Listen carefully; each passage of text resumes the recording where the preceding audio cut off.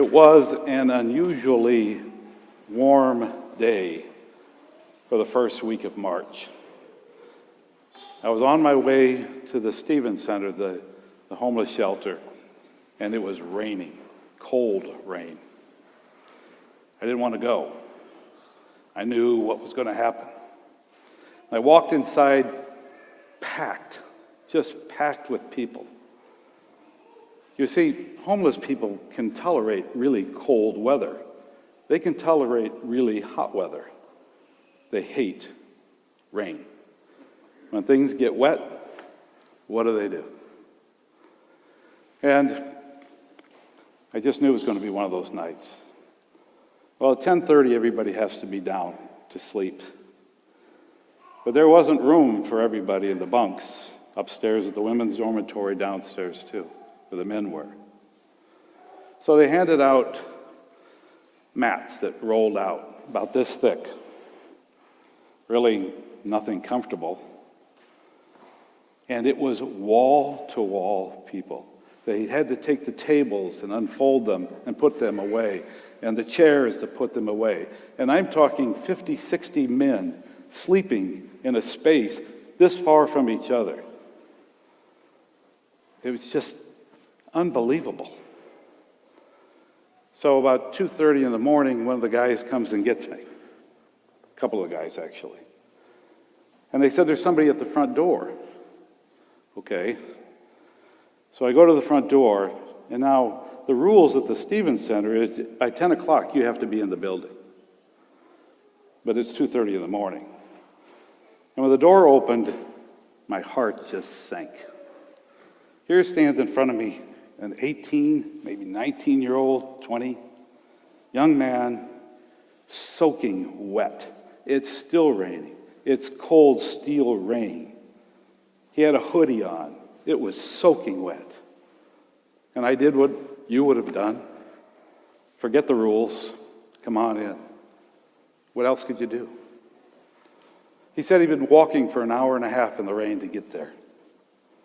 What could you do? And then I did what all of you would have done. Went to look for a blanket. Of course I couldn't find one. I had to give him the one off of my bed. That's what you would have done.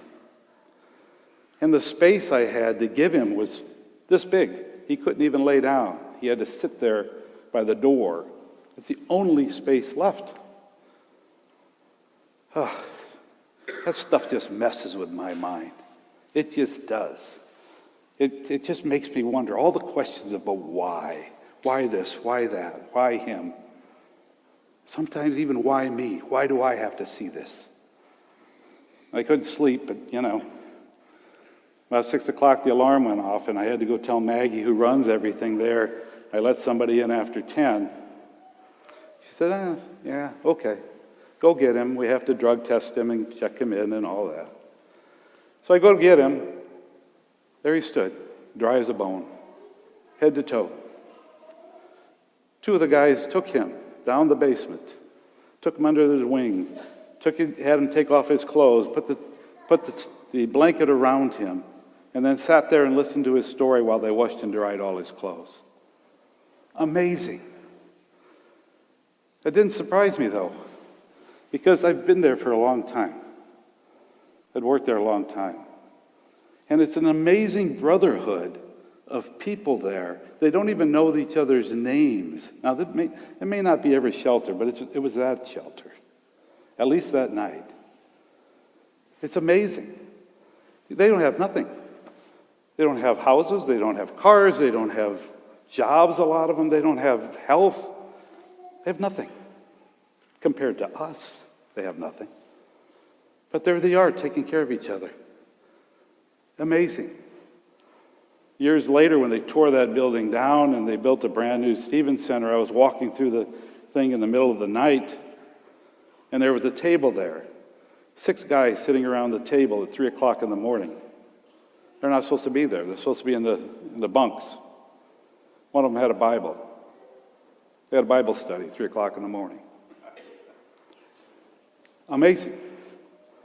It just says, to me, what I learned from that moment is you take away all this stuff that we have, all the possessions we have, and Jesus is saying, even your family, you have to take that away to follow him. And it's easy when you have nothing. That's what I learned. The less you have, the easier it is. It's amazing. And in 15 years I worked there, I never once heard an argument. I never once heard any voices raised. Very seldom did I hear a complaint. It was usually because it was hot or cold. Very seldom.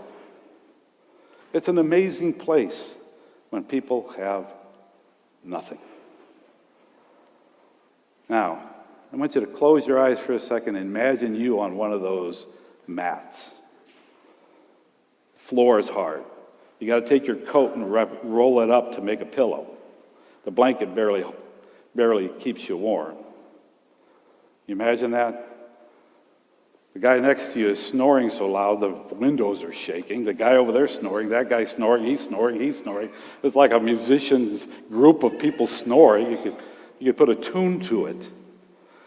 And that guy's coughing, and that guy's hacking, and that guy's coughing, and that guy's talking in his sleep. And you're this far from the guy next to you. This far. What do you miss? You're laying there. What do you miss? Sure, you miss your house, your bed, the covers. You miss kissing your children goodnight and putting them to bed. You miss your grandkids running to you and hugging you. You miss that. You miss money in the banks, and your car could always have gas and go wherever you want. And you miss a big, fat, bone-in ribeye. You miss all that, don't you? Well, Jesus is saying, wait a minute. I come first. If I come first, everything follows. Everything falls into place. Your children, everything falls into place. Even if you have nothing, everything falls into place. You have to put God first. We put everything in our way. We come to church. Sometimes, after we've done other things, we come here, luckily, before the game starts. Right? We have everything in front of us. It's difficult. It's difficult sometimes to put God first. But some people can do it. I'm going to tell you about a guy named Vince Lombardi. Never heard of him? He's an old football coach. The Super Bowl trophy is named after him. And his family immigrated from southern Italy. A very devout Catholic, went to church every day, communion every day, even on game days. And he never was afraid to take his beliefs to his team. He was famous for all kinds of sayings like, it's not the talent you have, it's what you do with the talent you have. It's not how many times you get knocked down, it's how many times you get back up. And his most famous saying was this: team, there's 3 important things in life. Number 1, most important, you know what it is? God. God. Second, your family. Third, the Green Bay Packers. Sorry, Bears fans. He got it. Wasn't afraid to take it to his team. Now, I know that I've met a lot of you. And I know some of you have lost important things in your life. Our parish is full of them. People that have lost spouses. Either they passed away or they got divorced. People that have lost health. They can't do like they used to do, whatever they want to do. People's children don't talk to them. I know some of you don't have that problem. And we even have parishioners that lost everything they had when their company they worked for 40 years went bankrupt and they lost their entire life savings. Our parishioners. But the beauty of those people is this, and if you're one of them, good, because you get what Jesus said. You're here. You're here. You're the ones that put God first, no matter what, no matter how many times you get knocked down, no matter how many times you got back up. You're here. God bless you for being here. You are the pillar that holds this church up. You're the glue that holds us together. Because you get it. It's not easy. But you're here. And we thank you for that. You know, it's good to visit what's important in our lives. But we have to put God first. Because when we put God first, it just flows down. Our children, our friends, our families, our work. As long as you put God first, no matter how hard it is, now how many times you get knocked down, and some of you are young, you haven't been knocked down yet. It might happen. It stinks. Get back up and come here. Always come here. And God bless you for coming here. God, family, not the Green Bay Packers, not the Nebraska Cornhuskers. God, family, and all those that turn to you for help. You be the one that puts the blanket on them. You be the one that comforts them, either physically, mentally, spiritually. That's what makes us community. Be here for each other. God first.